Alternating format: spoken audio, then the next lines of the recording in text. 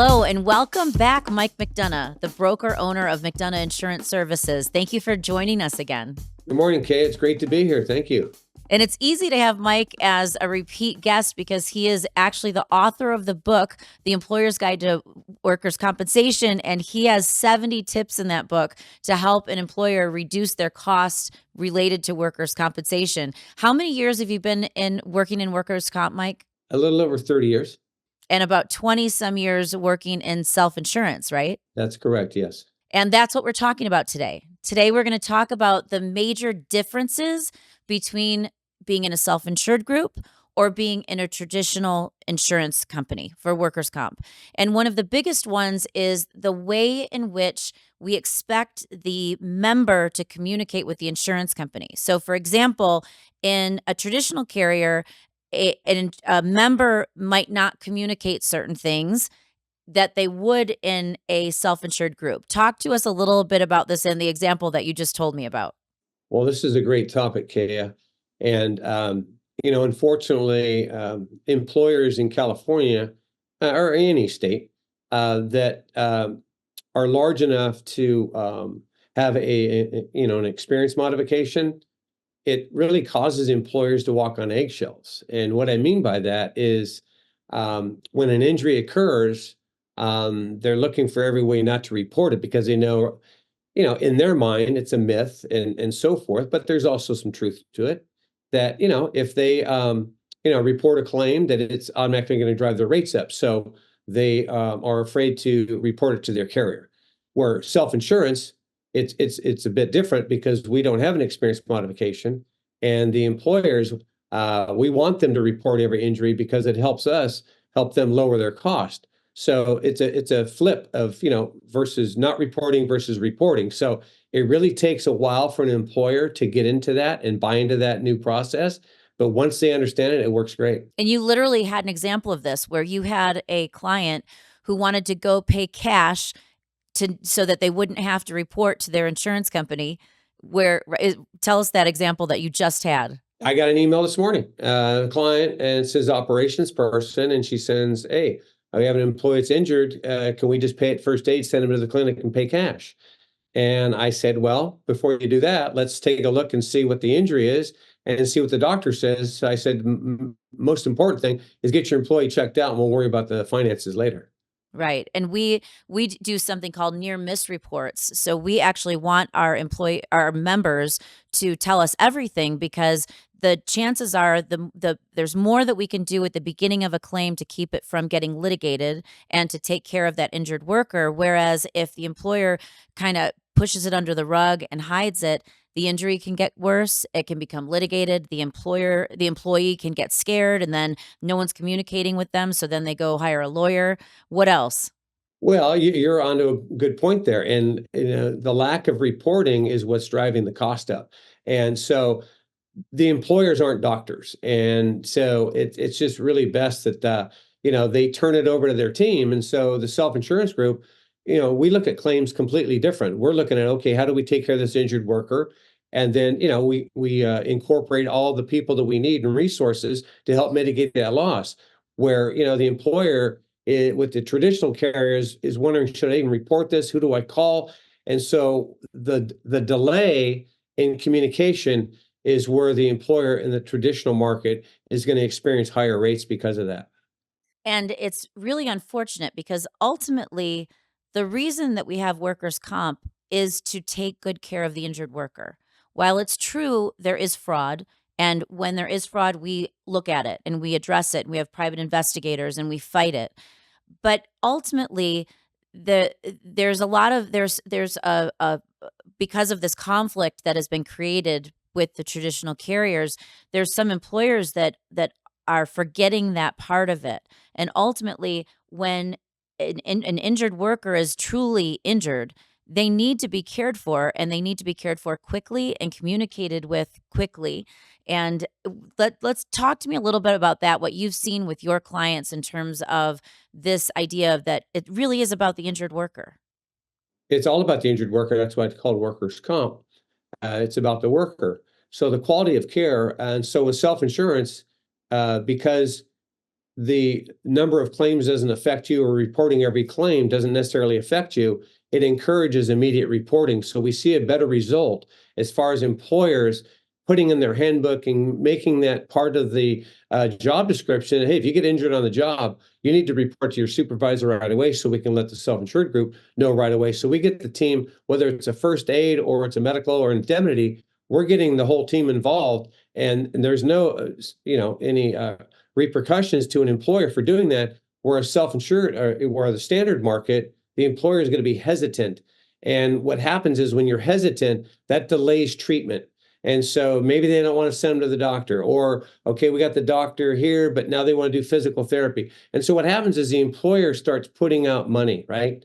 And they start thinking, oh, it's just going to be one or two massages or a couple of physical therapy treatments. Well, now what they've done is they've now accepted that claim. Mhm. And what that means is now the insurance company is on the hook for that claim because of the omission of, sending them to the doctor, paying out of pocket versus calling the insurance company who, potentially could have put that claim on delay. So if you're not communicating with your insurance company and you're holding back information, man, that clock is ticking as far as the dollars it could potentially cost you. Or in self-insured group, everybody's working and there's not necessarily any money being involved yet. We're just trying to, manage the claim and make sure that the injured worker is getting the best quality care, and we worry about the finances later. And that's one of the massive differences that a lot of people don't understand between the traditional and self-insured. When you're in a self-insured group, you are an owner of this group. You're not buying insurance from a third party who is out to earn a profit for the shareholders of the company. And we talk a lot about the fact that when there is litigation, the attorneys that are hired to represent you, the member, not the insurance company. And that creates a massive difference in how claims are handled. Talk to me a little bit about that. That's a very, very good point. Defense counsel is very important. It's key to settling claims. So, my experience is the law firms are selected by the insurance carriers. You don't even know who those law firms are. So the claim is reported. You get a representation letter from the applicant attorney. You turn it over to XYZ insurance company. A lot of times, Kay, they don't even assign it to defense counsel. Some of these carriers are now letting the claims examiners to save defense costs by calling the applicant attorney to say, okay, what's your demand, things like that, and so forth, versus turning it over right away. And so what happens there is that the claim can, linger on and so forth. So the objective is to settle, or, close that claim as quickly as possible. But when you don't understand who your defense firms are or who's even representing you, and their interest is actually the carrier, not you, versus when you come over to the self-insured group, those defense panels understand that, hey, you understand that you're working for the members in this group. And so we can't afford to keep claims open too long because you're costing these members in the group, you're costing them money. And so what we do is we, introduce our members to our defense panels. So we create relationships between our members and the defense panels. So when a litigation claim comes through, the employers know that there's backing and there's support and so forth, and they know who's working on their behalf, and that there's a common understanding that they're both working, the employer and the defense counsel, to reduce that employer's cost, but more importantly, get that claim closed as quickly as possible. And one other thing that we were going to cover today is when we're talking about differences in how we can make a difference between traditional and self insurance, because we already talked about how the self insured group is owned by the owners, but it's also managed by people, the other restaurant owners. So, in fact, we're a restaurant self insured group. So, our board is made up of restaurant owners who are also members in the group. So, there's a very big difference in our strategy and what our goal is, and that's why we are able to, when we get this information, it doesn't automatically translate to, oh, your rates are going up, because we are looking at how do we always take care of the injured worker, how do we share best practices among different members.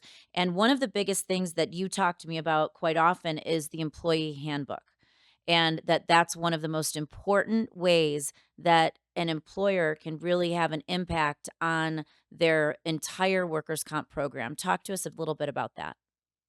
Yeah, I'm a stickler for the handbook because I've realized how workers' comp safety and employee handbook go hand in hand. And so, what I mean by the handbook is that employers are not enforcing the handbook.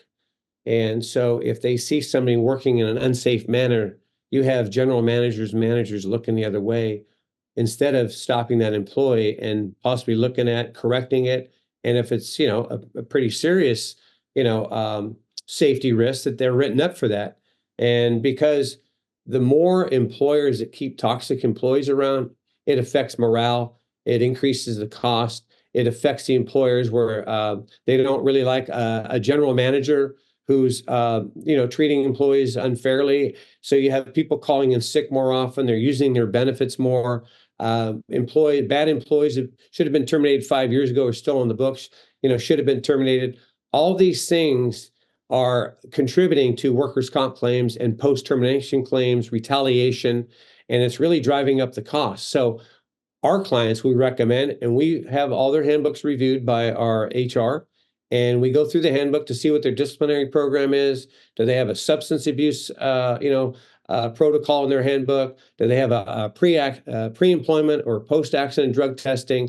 Do they have a texting and driving if they're doing delivery? We're looking at all these things because the employer is so busy running the business that they're not thinking about these things.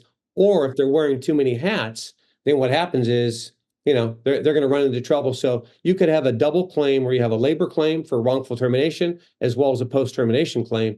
And so those things, it's really driving up the cost for employers. So the employee handbook is crucial to helping mitigate workers' comp claims.